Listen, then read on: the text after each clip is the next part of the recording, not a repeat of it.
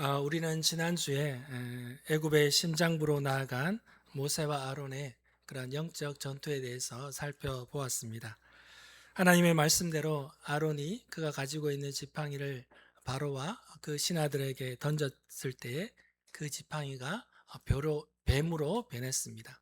그 뱀은 탄닌으로서 거대한 괴물, 꼬리를 쪼아리고 이렇게 빳빳하게 세운 코브라와 같은 그런 모습을 말하는 뱀이었습니다. 그것은 바로 바로에게 정면으로 대결한다는 의미를 가지고 있는 거죠. 그러자 바로의 반응은 어땠을까요? 바로는 비웃기라도 하듯이 그들의 요술사를 불러다가 똑같이 탄닌을 만들어낸 것이죠. 그러나 아론의 지팡이에서 나온 뱀이 그 애굽의 요술사들이 만든 뱀을 다 삼켜버리는 그런 통쾌한 승리의 장면을 우리가 지난주에 살펴보았습니다. 그렇습니다. 하나님은 연약한 질그릇 같은 우리를 세상 앞에서 하나님의 대리자로 세우시고 어떠한 좌절과 절망 앞에서도 하나님의 영광을 드러낼 무대로 그렇게 삼으시며 우리에게 주어진 지팡이, 그 예수 그리스도의 보혈 지팡이로 말미암아 세상의 모든 사망과 위협으로부터 승리케 하시는 그런 하나님이신 줄로 믿습니다.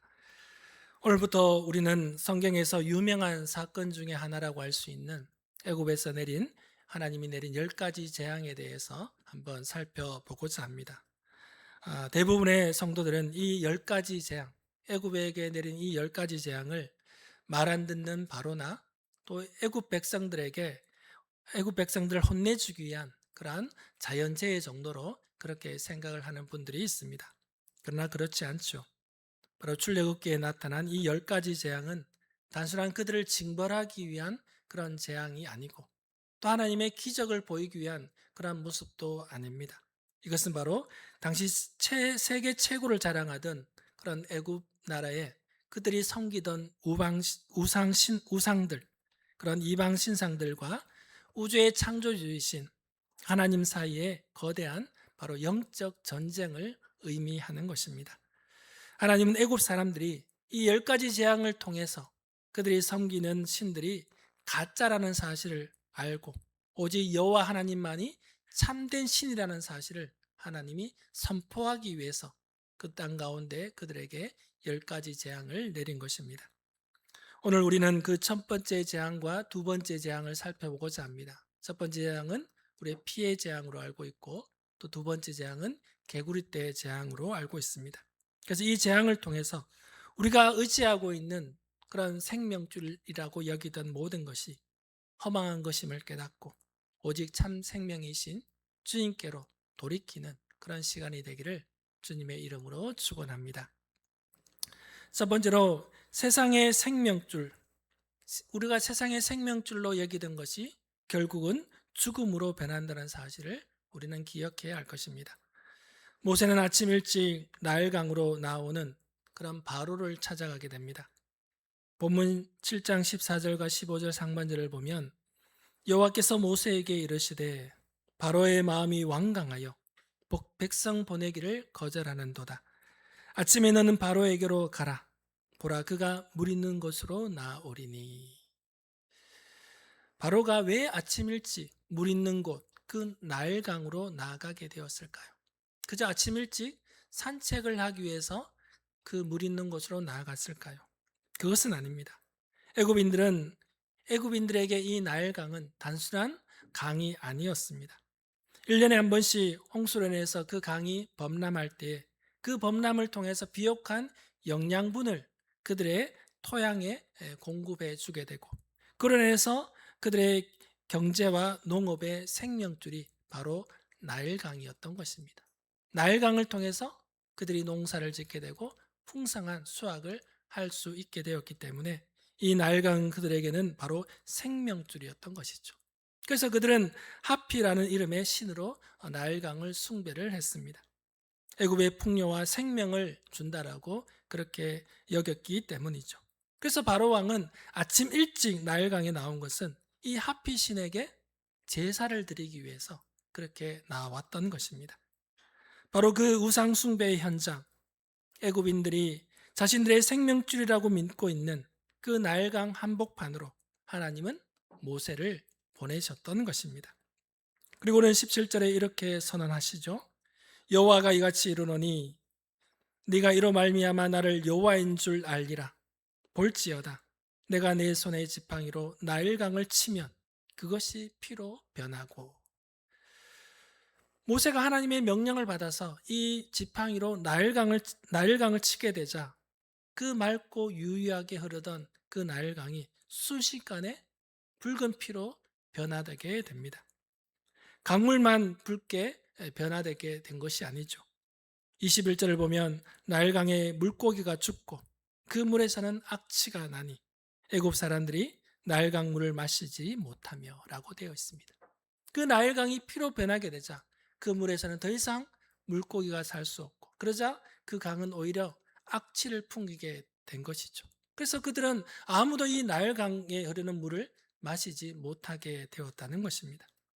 풍요의 상징이었던 이 나일강이 하루아침에 피로 변하고 물고기가 죽고 악취가 진동하게 되는 죽음의 강으로 변화되게 된 것입니다.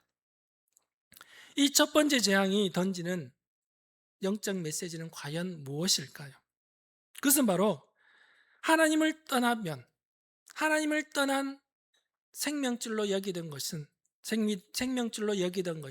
하루아침에 죽음의 강으로 변화될 수 있다는 것입니다. 그렇습니다. 세상 사람들이 하나님을 떠나서 생명줄처럼 여기는 것이 있죠. 물질을 자신의 생명과 같이 여기고, 권력을 생명과 같이 여기고, 건강을 생명과 같이 여기고, 또 사람들의 인정받는 것을 생명줄 같이 여기던 그런 사람들이 있습니다. 현대판 나일강이라고 할 수 있는 것이죠. 이러한 생명줄로 여기는 것은 아무 영원한 생명을 우리에게 주지 못한다는 것입니다. 그러나 우리는 종종 착각하며 세상을 살아갑니다. 내 통장에 잔고가 두둑하게 쌓여 있으면 나일강이 넘실거리는 것처럼 우리는 안심하며 살아가죠. 그리고 내 자녀가 남들이 부러워하는 좋은 대학이라든지 좋은 직장에 들어가면 내 인생의 나일강이 마르지 않을 거라고 그렇게 생각하며 살아가곤 합니다. 그러나 성도 여러분, 어떻습니까? 창조주 하나님이 빠진 그 나일강은 결국 악취를 풍기는 그런 죽음의 강으로 변할 수밖에 없다는 것입니다. 아무리 돈이 많아도 그 돈 때문에 가족들 간에 분쟁이 생기지 않습니까? 그런 일들이 허다하게 주위에서 일어나게 되고 많이 듣고 보셨을 것입니다. 권력을 쥐었지만 그 권력 때문에 평안하게 밤잠을 자지 못합니다. 그 권력 때문에 오히려 넘어지는 수가 더 많습니다. 80년 전 애굽의 바로 왕은 히브리 민족의 갓난아이, 남자아이들을 그 나일강에 던지라고 명령하지 않았습니까? 그래서 이스라엘 백성들에게 있어서 이 나일강은 자신들의 남자아이를 수장시킬 수밖에 없는 피눈물이 서린 그런 학살의 현장이었던 것입니다. 애굽인들은 풍요를 상징하는 강이었지만 당시 이스라엘 백성들에게는 그 강이 자기 아들을 학살하는 그런 현장이었던 것입니다. 하나님께서는 그 핏빛 억울함이 담긴 이 나일강을 진짜 피로 바꾸시면서 애굽을 심판하신 것입니다. 권력과 폭력으로 연약한 자들을 짓밟고 자기들의 풍요와 나일강이 주는 혜택을 애굽인들은 누리려고 하였지만 공의로우신 하나님께서는 이 이스라엘 백성들의 부르짖음을 결코 외면하지 않고 그들이 풍요의 생명줄로 여기던 나일강을 피로 바꾸셨던 것입니다. 사랑하는 성도 여러분, 여러분은 아침에 눈을 떴을 때 가장 먼저 달려가는 나일강은 무엇입니까? 그 말은 여러분의 생명줄처럼 여기는 것이 무엇이냐는 것입니다. 통장에 잔고 있습니까? 아니면 코스피 지수라든지 내가 투자한 그런 주식의 색깔들을 보십니까? 사람들의 인정과 칭찬을 드리려고 하십니까? 아니면 자녀의 성공을 간절하게 기대하십니까? 우리는 종종 세상의 나일강만 마르지 않는다면 나의 인생도 무너지지 않을 거라고 그렇게 생각을 하며 살아가지 않습니까? 그러나 기억하십시오. 하나님의 은혜가 빠진 나일강은, 자신의 욕심과 욕망으로 길어올린 그 나일강은 영혼의 목마름만을 줄 수밖에 없다는 사실입니다. 오히려 하나님이 지팡이로 한번 치시는 순간 내가 영원한 생명줄로 여기던 것이 오히려 악취를 풍기고 죽음으로 변하게 될 수 있다는 것입니다. 자신의 삶의 안전지대를 세상의 나일강에 두려는 어리석은 생각을 이제 우리는 과감하게 끊어내야 할 줄로 믿습니다. 썩어질 물을 구하려고 강가를 서성이는 그런 영적 방황을 멈추고 우리 영혼을 영원히 살리며 우리의 뱃속에서부터 영원한 생수가 되어주시는 예수 그리스도께 우리의 시선을 바꾸어야 할 것입니다. 오직 십자가의 은혜만이 결코 마르지 않는 그런 영원한 생명줄임을 굳게 믿고 나아가는 우리 목양의 성도들이 되기를 주님의 이름으로 축원합니다. 두 번째로는 통제할 수 없는 세상의 풍요는 오히려 저주로 바뀔 수 있다는 것입니다. 피해 재앙이 있은 지 7일이 지났습니다. 애굽 사람들은 강 주변을 두루다니며 우물을 파서 겨우 연명하고 버티는 상황에 바로의 마음은 여전히 완악할 뿐이었습니다. 이제 하나님은 그들에게 두 번째 재앙을 내리시죠. 바로 개구리 재앙입니다. 출애굽기 8장 2절에서 4절까지 본문을 다시 보시면 내가 만일 보내기를 거절하면 내가 개구리로 너의 온 땅을 치리라. 개구리가 나일강에서 무수히 생기고 올라와서 내 군과 내 침실과 내 침상위와 내 신하의 집과 내 백성과 내 하덕과 내 떡반죽 그릇에 들어갈 것이며 개구리가 너와 내 백성과 내 모든 신하에게 기어오리리라 하셨다 하라. 하나님께서는 그 애굽 온 땅에 개구리 떼로 무수히 차고 넘치게 하시겠다는 것입니다. 그러면 왜 하나님께서 개구리 떼를 애굽 땅에 그렇게 주신 것일까요? 개구리는 한 번에 수만 개의 알을 낳는 번식의 제왕이라고 할 수 있습니다. 고대 애굽인들은 다산과 풍요를 기원하면서 이 개구리 머리를 한 여신 헤케트를 숭배했다는 것입니다. 이들에게 헤케트는 산모가 아이를 잘 순산할 수 있게 해주고 또한 농사에 풍년을 가져다 주는 그런 신으로 믿고 섬긴 것이죠. 그래서 애굽 사람들에게 개구리는 혐오스러운 그런 파충류가 아니라 바로 그들에게 재물을 가져다 주는 그런 복으로 생각을 한 것입니다. 그런데 하나님께서 이 개구리를 온 땅에 무수하게 쏟아 부으셨던 것입니다. 얼마나 많았든지. 앞서 우리가 본문에 읽은 대로 그 왕궁과 침실과 떡반죽 그릇까지 개구리가 없는 곳이 없었던 것입니다. 잠을 자려고 이불을 들추게 되면 그곳에서 개구리가 튀어나오고 밥을 먹으려 해도 그 밥그릇에 개구리가 뛰어나오는 것을 보게 됩니다. 그럴 때마다 개구리가 툭툭 밟히는 그런 일들이 끔찍한 일들이 벌어지게 된 것이죠. 그리고 애굽인들은 개구리가 자신들의 신이었기 때문에 함부로 그 개구리를 처리할 수도 없었습니다. 그들이 원했던 풍요롭고 번성의 상징이었던 그 개구리가 온 애굽 땅을 덮어버리게 되자 그들에게는 그 개구리가 축복이 아니라 오히려 저주의 대상이 되게 된 것입니다. 이것이 바로 하나님의 기가 막힌 심판의 역설이라는 것입니다. 하나님은 우리가 우상으로 섬기는 것, 우상으로 생각하는 것들을 아예 그것을 빼앗아 버리는 심판을 우리에게 주시기도 하지만 그 반대로 우리가 그토록 원하던 것을 통제할 수 없을 만큼 쏟아 부으셔서 그렇게 심판을 하시기도 한다는 것입니다. 우리는 기도할 때 종종 이렇게 기도할 때가 있을 것입니다. 하나님, 제발 저에게 이 물질을 좀 주십시오. 정말 쓸 것도 필요할 것도 너무나 많습니다. 또 권력을 제 주십시오. 힘을 주십시오. 능력을 달라라고 기도합니다. 또 진급을 하고 내 삶에 좀 성공을 하게 해달라고 기도할 때가 있을 것입니다. 끝없이 더 많은 것을 우리가 하나님께 요구를 하는 경우가 있을 것입니다. 그런데 만약 하나님께서 우리가 요구하는 대로, 욕망대로 구하는 대로 다 주신다면 과연 어떻게 될 것 같습니까? 제가 종종 그런 질문을 드렸죠. 여러분이 기도하는 기도가 세상 모든 사람이 하는 원하는 기도가 다 들어준다면 이 세상이 과연 어떻게 될 것인가? 그러면 기도가 안 들어주는 것이 얼마나 감사한지 모를 것입니다. 욕망대로 만약에 다 채워주신다면 과연 어떻게 될 것입니까? 하나님 없이 주어진 그 풍요, 성장, 번성은 오히려 우리의 영혼을 집어삼키는 바로 애굽인들이 개구리 때문에 힘들어하는 그런 모습이 된다는 것입니다. 사업이나 장사가 너무 잘 돼서 돈을 주체할 수 없을 만큼 여러분이 번다면 과연 행복하실까요? 행복하겠습니까? 하나님을 경외하는 마음이 그 중심이 없이 그 마음이 주체할 수 없을 만큼 우리가 물질을 가지게 되면 밤잠을 이루지 못할 것입니다. 예.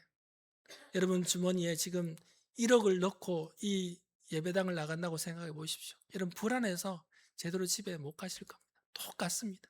밤잠을 이룰 수가 없습니다. 오늘 성경의 표현대로 한다면 이불을 들추었는데 개구리가 튀어나오는, 그래서 밤잠을 잘 수 없는 그런 모습이 될 것입니다. 바빠서 가족과 함께 밥 한 끼 평안하게 먹을 수 있을 것 같습니까? 오늘 성경의 표현대로 한다면 떡반죽 그릇에 개구리가 튀어나와서 밥을 제대로 못 먹는다는 것이죠. 성공의 단맛에 취해서 주일 예배를 서서히 빠지기 시작한다면 그 탐욕이라는 개구리떼에 짓눌려서 우리의 영혼은 서서히 죽어가게 될 것입니다. 그래서 그리스도인들의 복은 무엇일까요? 세상 사람들이 원하는 것처럼 단순히 무언가를 많이 소유하는 것만이 아니라는 것입니다. 진정한 복은 내 삶의 모든 소유와 지위가 철저히 하나님의 통제 아래에 있는 것이 진정한 복이라는 것입니다. 하나님께서 내 삶의 주인이 되셔서 내가 가진 물질, 내가 가진 지위, 내가 가진 위치에서 질서 있게 다스려 주실 때 그것이 비로소 세상을 살리는 나의 영혼이 새롭게 되는 축복의 도구가 되는 것이지, 그렇지 않으면 그것이 무수한 개구리떼가 되어서 우리의 영혼이 잠을 이루지 못하고 우리의 영혼이 죽어가게 되는 그런 꼴이 된다는 것입니다.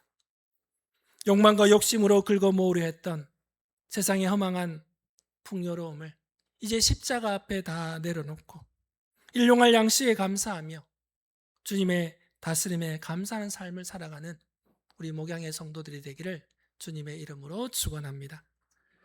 세 번째로는 위기가 지나갔을 때 본심이 드러난다는 것입니다. 숨막히는 개구리떼의 습격 앞에서 드디어 바로왕은 두 손을 들게 되죠. 오늘 본문을 읽진 않았지만 8장 8절을 보면 바로가 모세와 아론을 불러 이르되 여호와께 구하여 나와 내 백성에게서 개구리를 떠나게 하라. 내가 이 백성을 보내리니 그들이 하나님께 여호와께 제사를 드릴 것이니라. 그렇게 하며 바로가 항복을 선언하게 됩니다. 제발 이 개구리떼를 떠나게 해달라는 것이었죠. 그 이야기를 듣고 모세가 기도하자 하나님께서 일제히 그 개구리떼를 그 애굽 땅 가운데서 죽게 하십니다.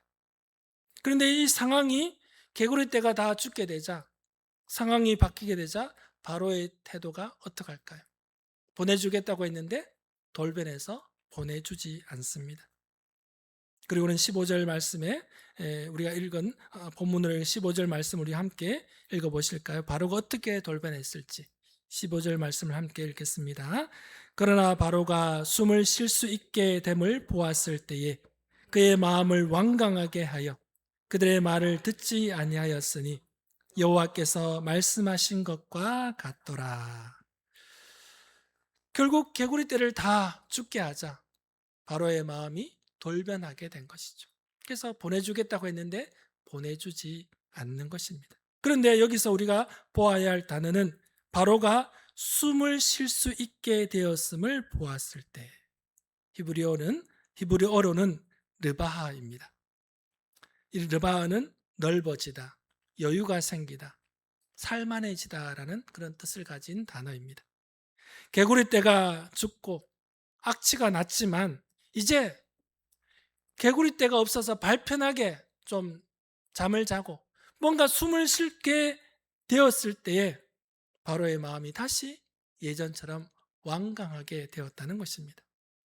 사랑하는 성도 여러분, 이것이 바로 인간의 지독한 죄성이고 우리 영적 민낯이라고 할 수 있습니다. 우리의 삶에 감당할 수 없는 개구리떼가 우리에게 덮쳐오면 우리는 어떨까요? 그런 고난 가운데 하나님께 살려달라고, 이 상황을 빨리 벗어나게 해달라고 우리가 하나님께 매달리며 기도하지 않습니까? 하나님, 이번 한 번만 이 일을 빨리 해결해 주십시오. 넘어가게 해 주십시오. 해결해 주십시오. 그러면 내가 평생 하나님을 섬기며 예배하며 그렇게 살겠습니다라고 우리가 다짐하며 서원하지 않습니까? 그래서 하나님은 그 기도를 듣고 병을 낫게 해준다든지 그 위기 문제를 다 해결해 주게 되면, 뭔가 이제 좀 숨을 쉴 수 있게 되게 되면 어떻게 됩니까? 언제 그랬냐는 듯이 오늘 본문의 바로처럼 우리의 마음도 완강해지지는 않습니까? 기도의 자리, 그렇게 열심히 나왔던 기도의 자리를 슬그머니 이제 떠나게 되고 예배의 자리에서 점점 멀어지게 됩니다. 자기 마음대로, 자기 고집대로 이제 세상을 향해 달려나가게 되는 것입니다. 우리 속담에 화장실 갈 때 마음과 나올 때 마음이 다르다는 것을 보여주는 것이죠. 그래서 위기 앞에, 그가 하나님 앞에 매달렸던 것이 바로 거짓 항복이었다는 것입니다. 그 위기가 지나가자 금세 바뀌어진, 예전처럼 돌아간 그 바로와 같은 본성을 우리가 다 가지고 있더라는 것입니다. 하나님은 우리가 단지 눈앞에 그 고난, 수많은 개구리떼를 치워달라고 부르짖는 그런 기복적인 신앙을 우리에게 원하지 않습니다. 환난 날에 우리가 하나님 앞에 나와 기도하는 것이 중요합니다. 다른 곳에 가서 기웃거리기보다는 우리가 하나님 앞에 나와 기도해야 하죠. 그러나 그 고난이, 그 문제가 해결되었을 때, 마침내 뭔가 숨통이 트여졌을 때, 숨을 쉴 수 있게 되었을 때, 바로 그때 어떠해야 하는지, 그것이 더 중요하다는 것입니다. 그때의 모습이 진짜 믿음의 사람의 모습이라는 것입니다. 문제가 해결되셨습니까? 뭔가 좀 숨을 쉴 수 있게 되었습니까? 그렇다면 또 하나님 앞에 엎드리십시오. 하나님, 지금의 평안이 내 힘에 의해서 온 평안이 아니라 주님께서 주신 평안입니다라고 고백해야 될 줄로 믿습니다.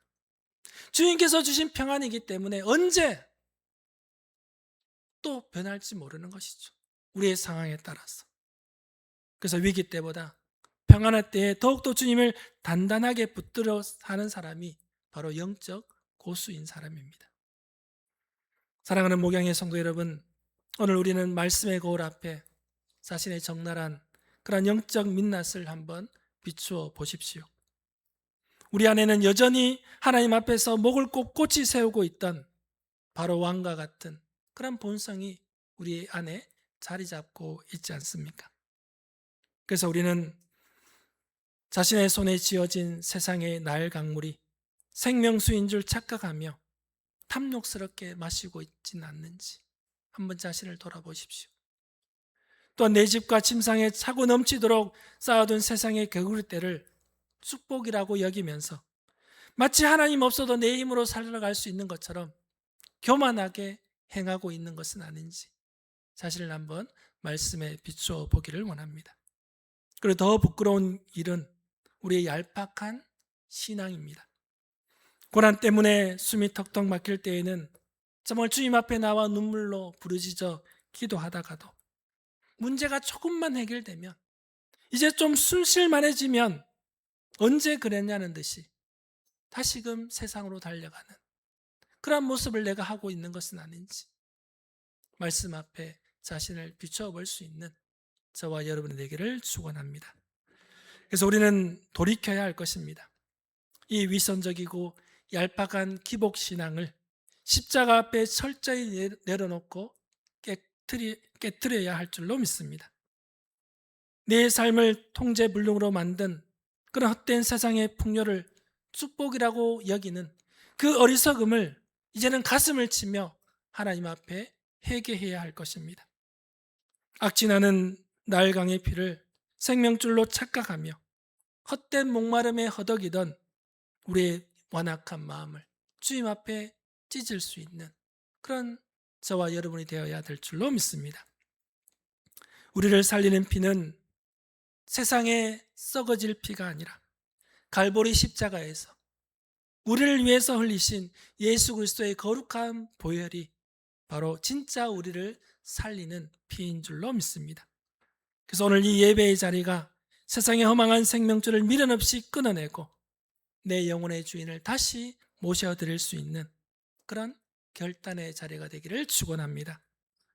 내 삶이 편하든 고난하든 위기가 닥치든 숨통이 트이든 그런 일에 상관없이 오직 변함없이 십자가의 은혜만을 사모하며 그 십자가를 따를 수 있는 그래서 생명의 길로 나아가는 우리 목양의 성도들이 되기를 주님의 이름으로 축원합니다. 사랑과 은혜가 풍성하신 아버지 하나님, 오늘 하나님께서 바로와 애굽 땅에 내린 피재앙과 개구리 재앙을 통하여서 우리의